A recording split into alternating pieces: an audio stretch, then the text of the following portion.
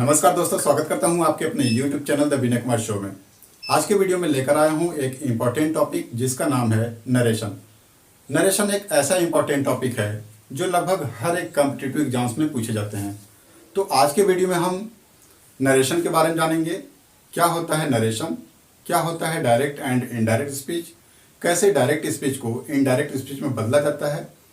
तो आज के वीडियो में हम इन्हीं सारी चीज़ों को एक बेसिक से समझने की कोशिश करेंगे ताकि आप जब भी किसी कंपटीशन में बैठें तो आप उन क्वेश्चंस को आसानी से हल करें। तो बिना देर किए आइए शुरू करते हैं। नरेशन, नरेशन जो वर्ड है वो बना है नरेट से। किससे बना है? नरेट से बना है, जिसका अर्थ होता है वर्णन करना। क्या? वर्णन करना, या फिर इसको हम कह सकते हैं नरेट का अर्थ कहना भी होता है। कहने का सेंस ये है कि कोई भी व्यक्ति अपनी बातों को दो तरीके से प्रकट कर सकता है, एक डायरेक्ट स्पीच के माध्यम से, एक इनडायरेक्ट स्पीच के माध्यम से। अब यहाँ पे हम समझने की कोशिश करते हैं कि क्या होता है डायरेक्ट स्पीच और क्या होता है इनडायरेक्ट स्पीच। देखिए, डायरेक्ट स्पीच वो स्पीच होता है जिसमें वक्ता के कहे कथनों को ज्यों का त्यों प्रकट कर दिया जाता है। ध्यान दीजिएगा, मैंने क्या कहा? वक्ता के कहे कथनों को ज्यों का त्यों प्रकट कर देना ही डायरेक्ट स्पीच कहलाता है। जैसे देखिए, यहाँ पे मान लीजिए राम है और श्याम है। राम कोई बात अपनी श्याम से कहना चाहता है या कह रहा है, तो राम कहने वाला है तो ये स्पीकर हो जाएगा, वक्ता हो जाएगा। और राम जो भी बात कहेगा उसकी जो बात होगी वो स्टेटमेंट होगा, कथन होगा। मान लीजिए राम कहता है, क्या कहता है? राम ने कहा, Ram said I am completing my homework. और जो भी बात कही गई है, जो भी इसका स्टेटमेंट है राम का, उसे देखिए इन्वर्टेड कामा में क्लोज कर दिया गया है ताकि इस चीज से क्लियर हो सके कि ये डायरेक्ट स्पीच है। राम ने कहा, मैं अपना होमवर्क पूरा कर रहा हूं। अब ये राम की जो भी बातें हैं, राम की कही हुई बातों को श्याम क्या करता है? जाकर टीचर से कह देता है। यह नरेशन ठीक वैसे ही है जैसे चुगली करना होता है। जैसे किसी ने आपसे कोई बात कही और आप जाकर किसी और व्यक्ति से उसकी बातों को कह देते हैं, वैसे यहाँ पे क्या करता है श्याम कि राम की कही हुई बातों को जाकर टीचर से कहता है। और जब टीचर से कहेगा तो कैसे कहेगा, आइए देखते हैं। Ram said that he was completing his homework. Ram ने कहा कि वह अपना होमवर्क पूरा कर रहा था। अब देखिए, श्याम राम की बातों को टीचर से कैसे कर रहा है कि राम ने कहा कि वह अपना होमवर्क पूरा कर रहा था। यहाँ पे यह नहीं कहेगा कि I am completing my homework. यदि ऐसा कहेगा तो यहाँ पे कंफ्यूजन क्रिएट हो सकता है कि यह बात जो टीचर से कही जा रही है वो श्याम के लिए है या फिर राम के लिए है। यहाँ पे ये क्लियर नहीं हो पाएगा। इसलिए यहाँ पे हम देखते हैं कि इस वाले सेंटेंस में एक भाव प्रकट हो रहा है। तो हम कह सकते हैं कि जो इनडायरेक्ट स्पीच होता है, इनडायरेक्ट स्पीच वो स्पीच होती है जिसमें वक्ता के कहे कथनों का भाव प्रकट किया जाता है। On the other hand, direct speech वो स्पीच होगा जो वक्ता के कहे कथनों को ज्यों का त्यों प्रकट कर दिया जाता है और उसे इन्वर्टेड कामा में रखा जाता है, उसके स्टेटमेंट को।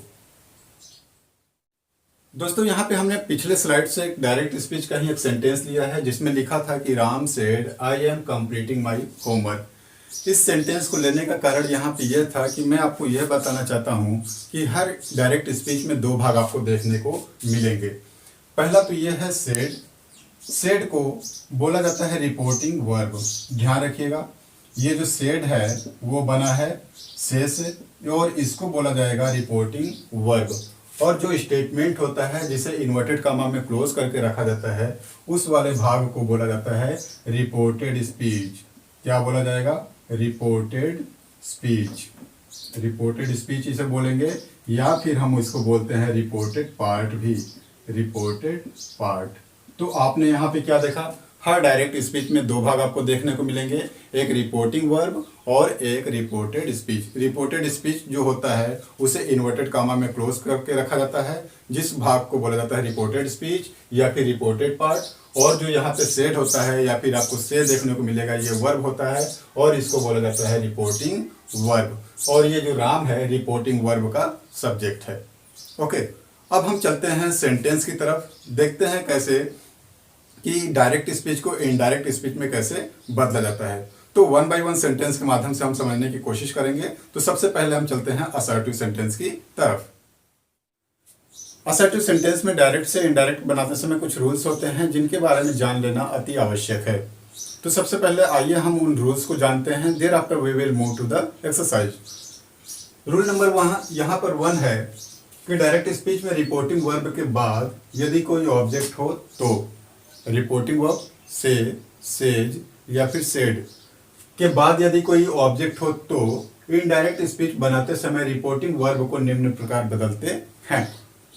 जैसे यदि रिपोर्टिंग वर्ब डायरेक्ट स्पीच में सेड टू होगा तो इनडायरेक्ट स्पीच बनाते समय सेड टू को हम बदल देंगे टोल्ड में, और वहीं यदि डायरेक्ट स्पीच में रिपोर्टिंग वर्ब हमारा सेज टू है तो इनडायरेक्ट बनाते समय इस सेज टू को हम बदल देंगे टेल्स में, और यदि रिपोर्टिंग वर्ब से टू है तो इनडायरेक्ट बनाते समय से टू को हम बदल देंगे टेल में।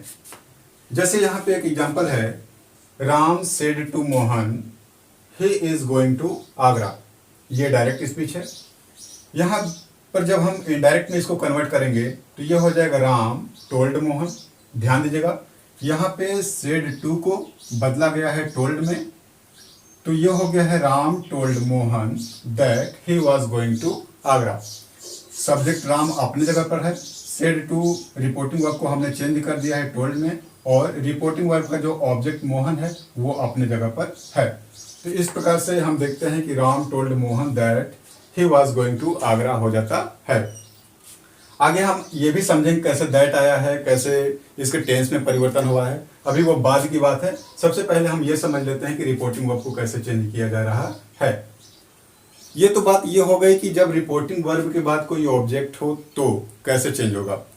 लेकिन सपोज मान लीजिए रिपोर्टिंग वर्ब के बाद कोई ऑब्जेक्ट ना हो तो क्या करेंगे। जैसे यहाँ पे मैं लिख देता हूँ, यदि रिपोर्टिंग वर्ब के बाद कोई ऑब्जेक्ट ना हो, ऑब्जेक्ट ना हो तो क्या होगा। तो यहाँ पे भी ऐसे चेंज हो जाएगा, यानी जो आपका सेड है सेड ही रहेगा, सेज सेज रहेगा, से है तो से रहेगा। अर्थात कहने का अर्थ यह है कि सेड, सेज और से में कोई परिवर्तन नहीं होता है। इसको एज इट इज लिख दिया जाता है, एज इट इज, अर्थात नो चेंज, कोई परिवर्तन इसमें नहीं होता है जब इनडायरेक्ट बनाते हैं तो। अब यहां भी चेंज करना पड़ेगा। ये सेंटेंस कुछ इस प्रकार से हो जाएगा कि Ram said comma inverted comma, Ram said comma inverted comma he is going to Agra.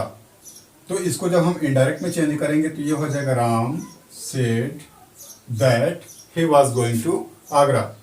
Okay, यहाँ पे देखिए सेड के बाद कोई ऑब्जेक्ट नहीं है, इसलिए यहाँ पे कोई परिवर्तन नहीं हुआ है। सेड अकेले है तो सेड को हमने सेड ही रहने दिया है, इसमें कोई परिवर्तन नहीं हुआ है।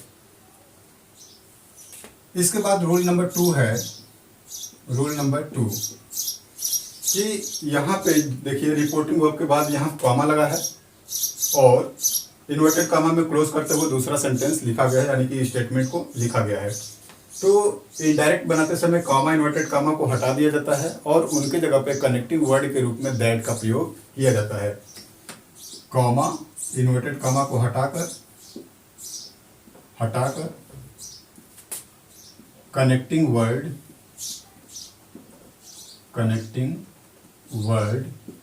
के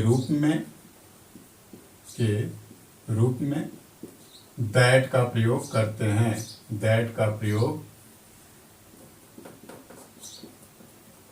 करते हैं। ओके, जैसे आप ऊपर देख रहे हो, यहाँ पे इनडायरेक्ट बनाते समय देखिए राम सब्जेक्ट है, अपनी जगह पे लिखा गया है। सेड रिपोर्टिंग वर्ब, इसके बाद कोई ऑब्जेक्ट नहीं है तो सेड को सेड रहने दिया गया है। लेकिन यहाँ पे देखिए कॉमा है और इसके बाद इन्वर्टेड कॉमा में क्लोज करके स्टेटमेंट को लिखा गया है। तो इनडायरेक्ट बनाते समय कॉमा इन्वर्टेड कॉमा हटा दिया जाता है और इनको जोड़ने वाला जो शब्द होता है वो दैट से इनको जोड़ते हैं, यानी राम सेड को और he is going to Agra को, इन दोनों को जोड़ने वाले शब्द हो गया दैट। इनका प्रयोग हम करेंगे इनडायरेक्ट बनाते समय। आगे टेंस में भी परिवर्तन हुआ है, जो आगे हम समझेंगे कैसे हुआ है। अभी तक हम लोगों ने जाना कि जो डायरेक्ट स्पीच का रिपोर्टिंग वर्ब होगा, यदि उसके बाद कोई ऑब्जेक्ट आ रहा है तो इनडायरेक्ट बनाते समय वो किस में बदलता है, और यदि रिपोर्टिंग वर्ब के बाद कोई ऑब्जेक्ट नहीं है तो इनडायरेक्ट कैसे बनता है। इसके साथ हम लोगों ने यह भी देखा कि जो कॉमा इन्वर्टेड कॉमा होता है डायरेक्ट स्पीच में, उसको इनडायरेक्ट बनाते समय हटा दिया जाता है और कनेक्टिंग वर्ड के रूप में दैट का प्रयोग किया जाता है। अब हम आते हैं नेक्स्ट रूल की तरफ, और ये देखेंगे हम इसमें कि वर्ब में परिवर्तन कैसे किया जाता है। यानी जो रिपोर्टेड स्पीच का भाग होगा, रिपोर्टेड स्पीच वाला भाग होगा, उसमें टेंस में कैसे परिवर्तन किया जाएगा वो हम सीखेंगे।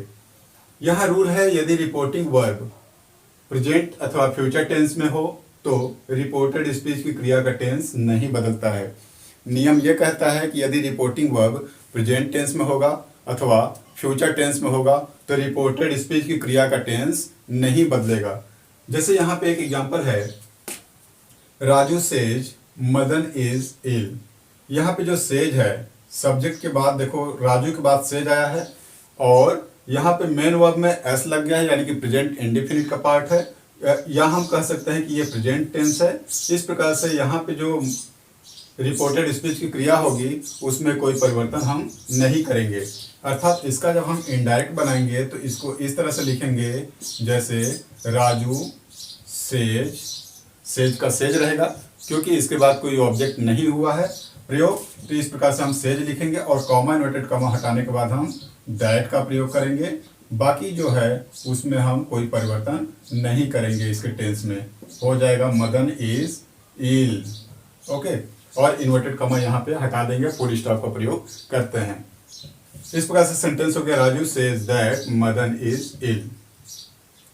सेकेंड सेंटेंस है डायरेक्ट स्पीच का, Mukesh will say comma inverted comma Suresh bath in the Ganga, inverted comma close stop करके। इसका जब हम इनडायरेक्ट बनाएंगे तो ये हो जाएगा, मुकेश विल से। देखिए यहाँ पे ये फ्यूचर टेंस है, अगर ये फ्यूचर टेंस है तो यहाँ रिपोर्टेड स्पीच की क्रिया के टेंस में भी कोई परिवर्तन नहीं होगा। Will say comma inverted comma हम हटाएंगे, यहाँ भी दैट का प्रयोग करेंगे। बाकी आगे चलते हैं, Suresh bath in the Ganga, इसमें भी टेंस में कोई परिवर्तन नहीं करेंगे। वैसे यहाँ थर्ड सेंटेंस है, he has said to me comma inverted comma Meera has stolen a watch. यहाँ पे देखिए हैज सेड का प्रयोग हुआ है, यानी ये प्रेजेंट परफेक्ट में जा रहा है। कुल मिलाकर हम कह सकते हैं ये प्रेजेंट टेंस का ही पार्ट है। तो इसका हम इनडायरेक्ट कुछ इस तरह से बनाएंगे, शी हैज, अब सेड टू का प्रयोग हुआ है तो सेड टू बदलेगा टोल्ड में, जैसा कि हम लोग प्रीवियस स्लाइड में देख चुके हैं। Told me comma inverted comma हटाकर हम दैट का प्रयोग करेंगे। बाकी आगे सब्जेक्ट के रूप में मीरा है, इसका टेंस में कोई परिवर्तन नहीं होगा, तो हम लिख लेंगे has stolen a watch. Stop. Next sentence है, Lakshmi says to her sister comma inverted comma the thief will be caught soon. जब हम इसको इनडायरेक्ट में परिवर्तित करेंगे तो ये हो जाएगा, लक्ष्मी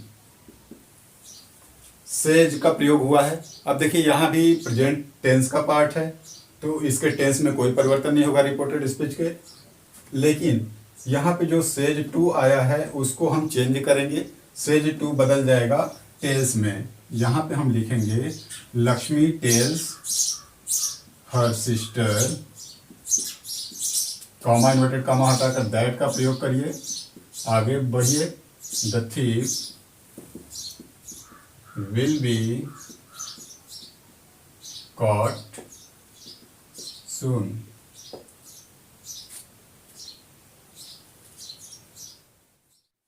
आइए अब हम चलते हैं नेक्स्ट रूल की तरफ। यदि रिपोर्टिंग वर्ब पास्ट टेंस में हो तो रिपोर्टेड स्पीच की क्रिया का टेंस बदलता है। पिछले रूल में हमने पढ़ा कि यदि रिपोर्टिंग वर्ब प्रेजेंट अथवा फ्यूचर टेंस में होगा तो रिपोर्टेड स्पीच की क्रिया का टेंस नहीं बदलता है, लेकिन यहाँ नियम कहता है कि यदि रिपोर्टिंग वर्ब पास्ट टेंस में होगा तो रिपोर्टेड स्पीच की क्रिया का टेंस बदलता है। जैसे यदि डायरेक्ट स्पीच में रिपोर्टेड स्पीच का टेंस प्रेजेंट इंडेफिनिट टेंस में होगा तो इनडायरेक्ट बनाते समय उसे हम बदल देते हैं पास्ट इंडेफिनिट टेंस में। वैसे ही प्रेजेंट कॉन्टिन्यूअस टेंस में है तो उसे हम बदलते हैं पास्ट कॉन्टिन्यूअस टेंस में।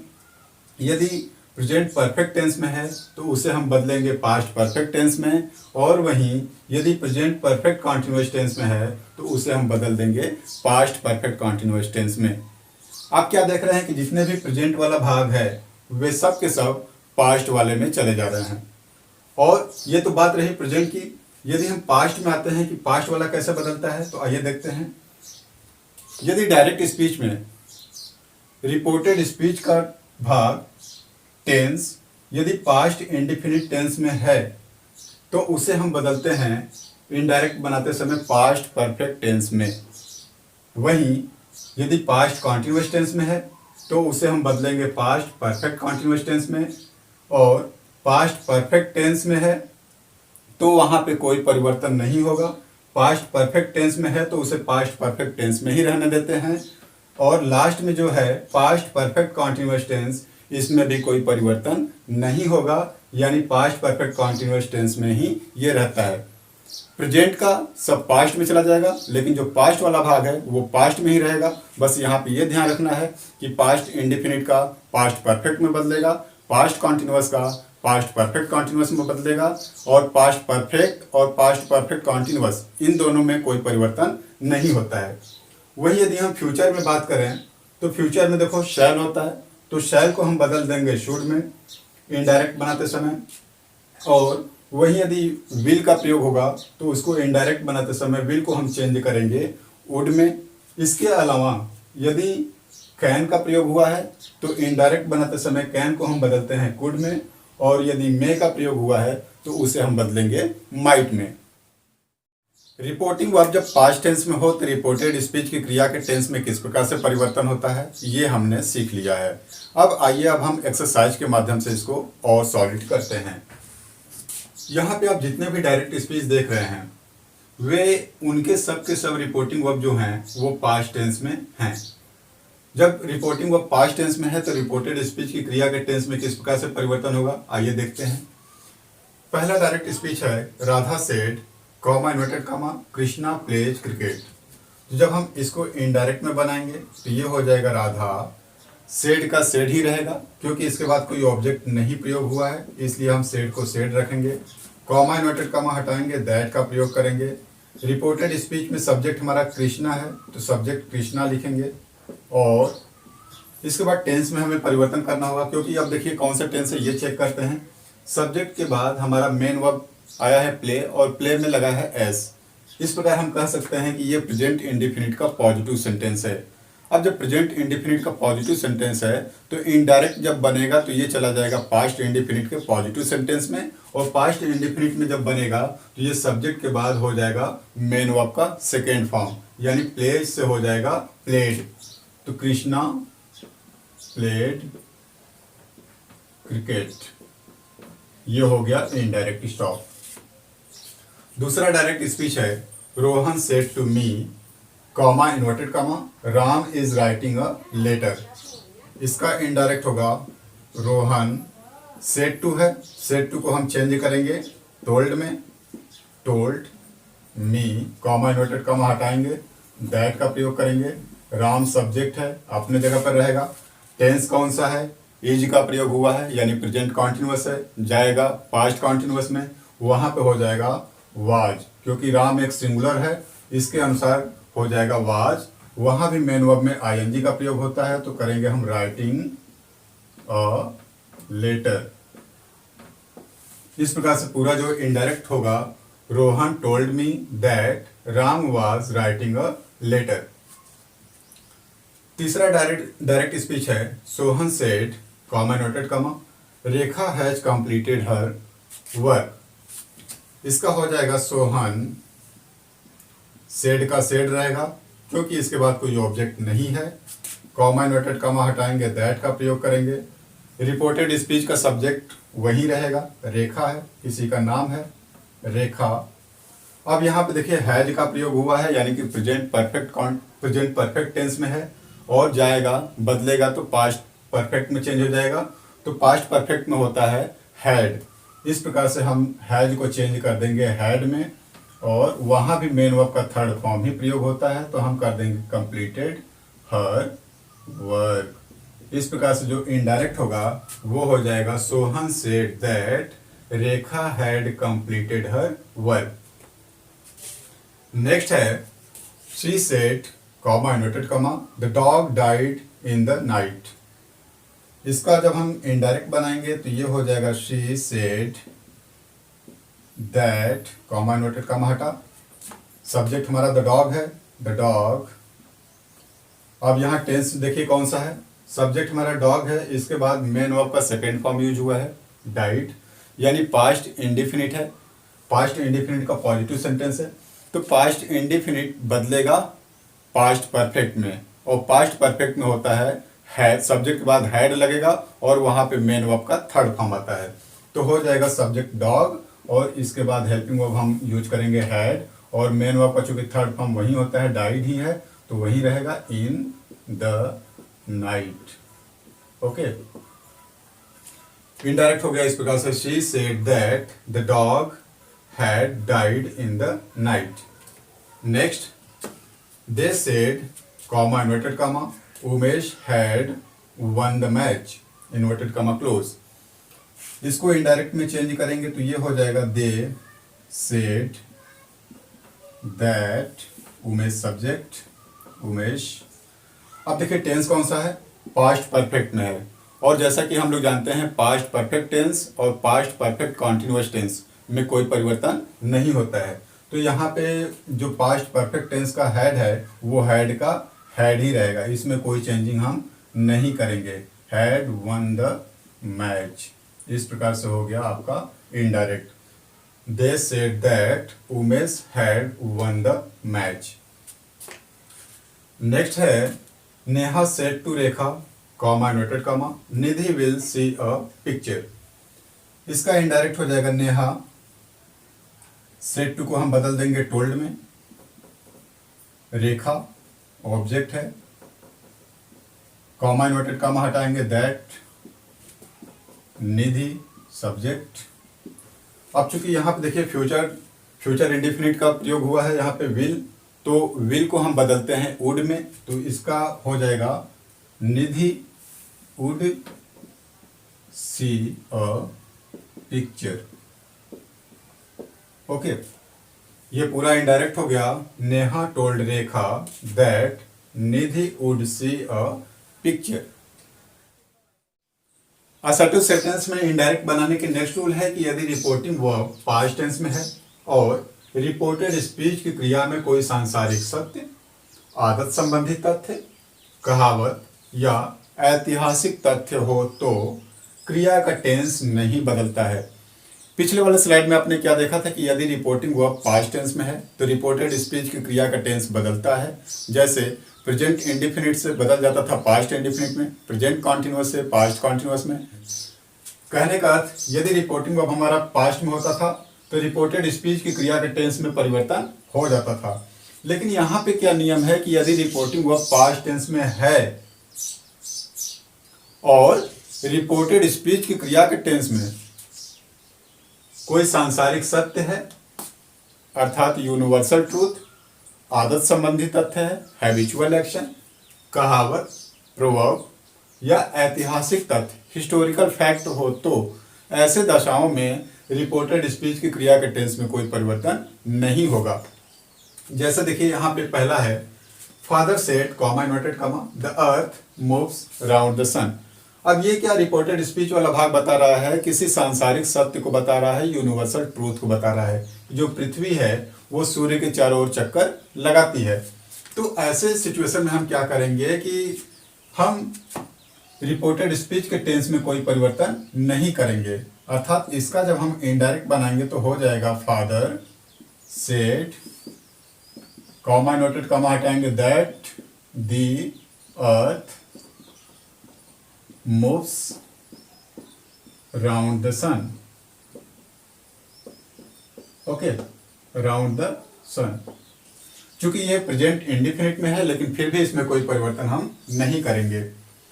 नेक्स्ट हमारा है direct speech. Gunja said to Radha comma inverted comma, dogs bark at the strangers, कुत्ते अजनबियों पर भौंकते हैं, गुंजा ने राधा से कहा। अब ये क्या सच नहीं है कि ये जो डॉग हैं वे अजनबियों पर भौंकते हैं? ये उनकी हैबिचुअल एक्शन होती है, यानी कि उनकी एक आदत होती है कुत्तों की कि जब भी अजनबियों को देखते हैं तो वे भौंकने लगते हैं। तो यहाँ पे ये इनकी आदत को प्रकट कर रही है, तो यहाँ पे हम इसके टेंस में कोई परिवर्तन नहीं करेंगे। अर्थात जब हम इसका इनडायरेक्ट बनाएंगे तो ये कुछ इस तरह से हो जाएगा कि गुंजा टोल्ड, सेड टू को हम बदल देंगे टोल्ड में, Gunja told Radha that dogs bark at the strangers stop, और इन्वर्टेड कॉमा हम हटा देंगे। नेक्स्ट है हमारा direct speech. Mother said to me comma inverted comma, Pandit Nehru became the prime minister of India in 1947। Mother ने मुझसे कहा, क्या कहा? पंडित नेहरू 1947 में भारत के प्राइम मिनिस्टर बने। अब ये जो आपका रिपोर्टेड स्पीच वाला भाग है वो क्या दिखा रहा है? किसी ऐतिहासिक तथ्य को बता रहा है, हिस्टोरिकल फैक्ट को बता रहा है। तो वहां पे भी हम क्या करेंगे? इसके टेंस में कोई परिवर्तन नहीं करेंगे, भले यह पास्ट इंडेफिनिट में है तो भी। अब देखिए जब हम इसका इनडायरेक्ट बनाएंगे तो ये हो जाएगा मदर सेड टू, बदलेगा टोल्ड में, told me that Pandit Nehru became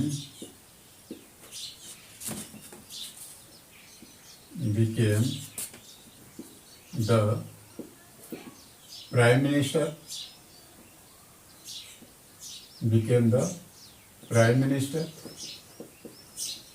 in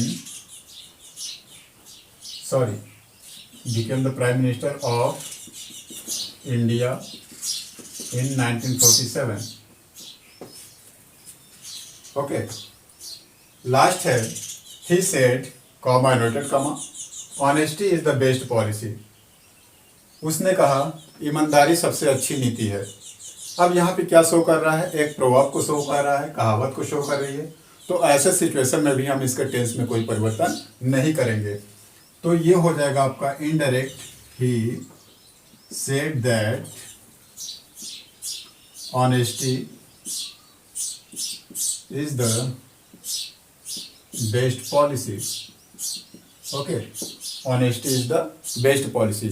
बस इसमें यह ध्यान रखना है आपको कि यदि रिपोर्टिंग वर्ब पास्ट टेंस में है और रिपोर्टेड स्पीच की क्रिया किसी सांसारिक सत्य को बता रही है या आदत संबंधित तथ्य को बता रही है, हैबिचुअल एक्शन को, या फिर किसी प्रवर्ब अर्थात कहावत को बता रही है, या फिर कोई ऐतिहासिक तथ्य हो, तो ऐसे सिचुएशन में हम उसके टेंस में कोई परिवर्तन नहीं करेंगे। अगर ऐसा नहीं है तो पहले वाले स्लाइड की तरह हम इसमें परिवर्तन कर सकते थे, लेकिन ऐसा यहाँ पर नहीं होगा। ओके, अब आइए हम चलते हैं नेक्स्ट रूल की तरफ और देखते हैं अगला एग्जाम्पल। दोस्तों एक और सिचुएशन है कि यदि रिपोर्टिंग वर्ब पास्ट टेंस में होने के बावजूद भी रिपोर्टेड स्पीच की क्रिया के टेंस में परिवर्तन नहीं होता है, तो वो कौन सा रूल है? आइए देखते हैं। कह रहे कि यदि रिपोर्टिंग वर्ब पास्ट टेंस में है और रिपोर्टेड स्पीच की क्रिया में could, should, would, might, must और टू आदि का प्रयोग हो तो इन क्रियाओं को ज्यों का त्यों रहने देते हैं। कहने का अर्थ यह है कि रिपोर्टिंग वर्ब पास्ट टेंस में है और रिपोर्टेड स्पीच की क्रिया जो इन्वर्टेड कामा में क्लोज रहता है उसमें यदि कुड का प्रयोग हुआ है, शुड का प्रयोग हुआ है, वुड का प्रयोग हुआ है, माइट का प्रयोग हुआ है, मस्ट या और टू का प्रयोग हुआ है, तो इनडायरेक्ट स्पीच बनाते समय इनमें कोई परिवर्तन नहीं करते हैं, उसको हम ज्यों का त्यों रहने देते हैं। जैसे यहाँ पे देखिए, Ravi said Hari could go there. यहाँ पे रिपोर्टिंग वर्ब पास्ट टेंस में है, सेड है, और रिपोर्टेड स्पीच की क्रिया में कुड का प्रयोग हुआ है। तो जब हम इनडायरेक्ट बनाएंगे तो कुड में कोई परिवर्तन नहीं करेंगे। अर्थात ये इनडायरेक्ट कुछ इस प्रकार से हो जाएगा कि Ravi said that Hari, could का कुड रहेगा जैसा अभी हम लोगों ने डिस्कस किया, कुड गो देयर। सेकंड है Pramod said the rich should help the poor. यहाँ भी रिपोर्टिंग वर्ब पास्ट टेंस में है और रिपोर्टेड स्पीच की क्रिया में शुड का प्रयोग हुआ है, तो यहाँ भी कोई परिवर्तन नहीं होगा। जैसे देखिए, इसका हो जाएगा Pramod said that the rich should help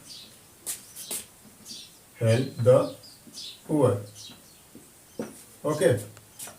third, the doctor said he could not speak before treatment. ये हो जाएगा the doctor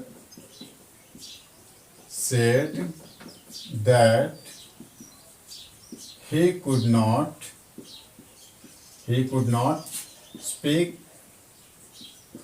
before treatment. Okay. Next हमारा है the teacher said one must work और स्टॉल।